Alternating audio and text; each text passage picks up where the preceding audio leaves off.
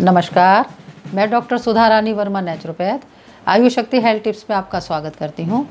आज हम बात करेंगे मेटाबॉलिज्म के विषय में कि अगर हमारा मेटाबॉलिज्म सुस्त पड़ जाता है, स्लो होता है, तो उसके क्या क्या कारण होते हैं और स्लो पड़ने की वजह से कौन कौन से हमें गंभीर परिणाम झेलने पड़ते हैं। तो आज हम इसी के विषय में बात करेंगे। मेटाबॉलिज्म के विषय में बात करें इससे पहले अगर आपने मेरे चैनल को सब्सक्राइब ना किया हो तो प्लीज़ सब्सक्राइब कर लें, और अगर आप मेरे चैनल पर नए हो तो बेल बटन भी प्रेस कर लें ताकि आने वाली सभी नई वीडियो का नोटिफिकेशन आपको मिलता रहे। तो अब बात करते हैं मेटाबॉलिज्म के विषय में कि मेटाबॉलिज्म होता क्या है। तो जो भोजन हम करते हैं उसको पचाने के लिए एंजाइम्स निकलते हैं, और वो हमारे भोजन में जो कार्बोहाइड्रेट, प्रोटीन या फैट होता है उसको तोड़ देते हैं, और उसे तोड़ने के बाद वो ऊर्जा के रूप में परिवर्तित कर देते हैं, और उससे हमारे शरीर का विकास होता है और हम स्वस्थ रहते हैं। यही मेटाबॉलिज्म कहलाता है। जब मेटाबॉलिज्म स्लो पड़ जाता है उस स्थिति में क्या होता है, तो उस स्थिति में बहुत सारी परेशानियों का हमें सामना करना पड़ता है, क्योंकि जब मेटाबॉलिज्म स्लो होता है तो हमारा पाचन ठीक से नहीं होता, और जो हमारे भोजन में कार्बोहाइड्रेट, प्रोटीन और फैट होता है उसको वो ठीक तरह से नहीं तोड़ पाते, क्योंकि प्रॉपर तरीके से एंजाइम नहीं निकलते, और जब वो ठीक तरह से नहीं पचता तो वो हमारे शरीर में पूरी तरह से ऊर्जा भी नहीं देता, और हमारे शरीर में वो फैट के रूप में इकट्ठा होने लग जाता है। और इसी तरह से जब वो फैट के रूप में इकट्ठा होने लगता है तो हमारा मोटापा बढ़ने लगता है, और मोटापा बढ़ने के साथ साथ और बहुत सारी दिक्कतें आने लगती हैं जो कि स्लो मेटाबॉलिज्म की वजह से होती हैं, जैसे गैस बनना, एसिडिटी होना, डायबिटीज़ होना, बीपी हाई होना, थायराइड होना। आजकल थायराइड की सबसे बड़ी समस्या चल रही है जिसका कारण है स्लो मेटाबॉलिज्म। थायराइड तो हमेशा ही स्लो मेटाबॉलिज्म के कारण से ही होता है, और फिर कब्ज भी रहने लगता है। तो इस तरह से हमारी बहुत सारी समस्याएं आती हैं जो हमें मेटाबॉलिज्म की वजह से फेस करनी पड़ती हैं। आज मैं आपको मेटाबॉलिज्म इंक्रीज़ करने के लिए कुछ ऐसा बताऊंगी जो भोजन का टेस्ट भी बढ़ाएगा, मेटाबॉलिज्म को इंक्रीज़ भी करेगा, और जो बॉडी में फ़ैट जमा हो गया है उस फैट को भी बटर की तरह पिघला देगा। तो देखते हैं वो क्या है। तो मेटाबॉलिज्म को इंक्रीज़ करने के लिए जो नुस्खा हमें तैयार करना है, तो उसके लिए जो हमें सामान चाहिए उसका पहले पाउडर बनाना है। तो मैं पहले उसका पाउडर तैयार कर लेती हूँ। ये 2 चम्मच हमने जीरा लिया है, 1 चम्मच अजवाइन और आधी चम्मच काली मिर्च ली है। इन सबको हमें पीसना है। इन सबको पीसकर चूर्ण तैयार कर लिया है। ये देखिए, ये चूर्ण बनकर तैयार हो गया है। अब हम तैयार करेंगे।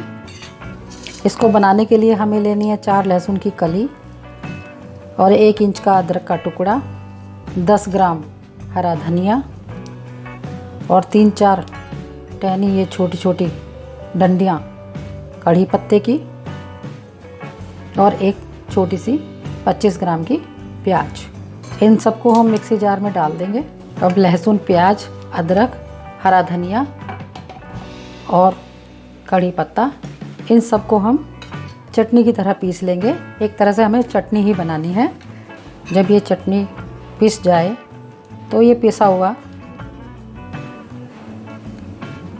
आधा चम्मच चूर्ण हमें इसमें डालना है, जो भी हमने तैयार किया था।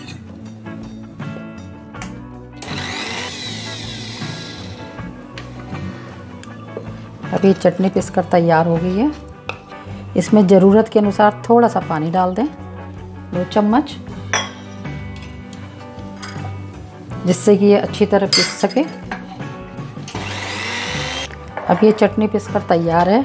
इसमें हमें हरी मिर्च नहीं डालनी है, और इसमें हमें डालना है आधा नींबू, और 1/4 चम्मच डालना है काला नमक, 1/4 से भी कम ही। इसको अच्छी तरह मिक्स कर लें। और ये चटनी एक व्यक्ति के लिए दोनों समय के लिए है। जब आप खाना खाएं तो इसमें से आधी चटनी दोपहर में खा लें और आधी चटनी रात को खाना खाते हुए खा लें। और खाना खाते हुए 1 गिलास गर्म पानी अपने साथ रखें। खाना खाते रहें, चटनी खाते रहें और पानी को बीच बीच में पीते रहें। ये चटनी पोषक तत्वों से भरपूर है और पाचक है, जो हम खाना खाते हैं वो अच्छी तरह से हजम हो जाता है।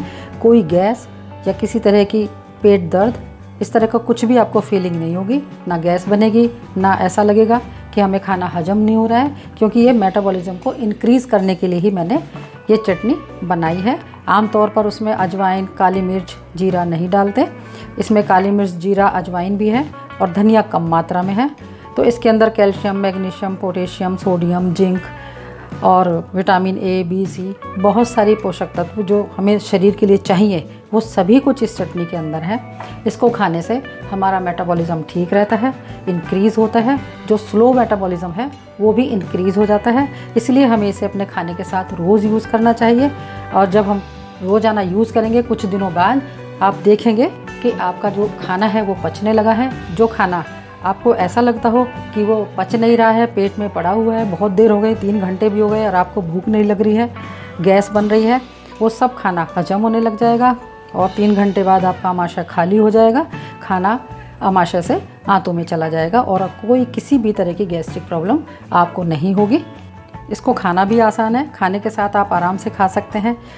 वैसे तो बहुत सारी चीज़ें ऐसी होती हैं जिनको खाना मुश्किल होता है, लेकिन चूँकि ये चटनी है, एक तरह से पूरी तरह चटनी ही है, बस इसमें सिर्फ एक हरी मिर्च नहीं है और कुछ थोड़ा बहुत अजवाइन और जो जीरा डला हुआ है, तो उसके लिए उससे भी कोई इसका टेस्ट डिफ़र नहीं होता, आप उसको आराम से खा सकते हैं। तो रोज़ाना इस चटनी को खाना खाने के साथ खाएं, आधी दिन में, आधी रात को। और एक व्यक्ति के हिसाब से मैंने आपको बताया ये है, और अगर घर में 4 लोग हैं तो वो इससे चौगनी चटनी बना करके खा सकते हैं, या जिसको भी प्रॉब्लम है वो खा सकता है। तो इस चटनी को जो स्वस्थ व्यक्ति है वो भी खा सकता है, उसका डाइजेशन भी और अच्छा हो जाएगा। ये चटनी जो मैंने आपको खाने के लिए बताई है, ये चटनी मेटाबॉलिज्म को तो इंक्रीज़ करेगी ही, लेकिन आपके मोटापे को भी तेज़ी से कम करेगी। अगर आपको मेरी जानकारी पसंद आई हो तो प्लीज़ मेरी वीडियो को लाइक करें, शेयर करें और मेरे चैनल को सब्सक्राइब ज़रूर करें। नमस्कार, धन्यवाद।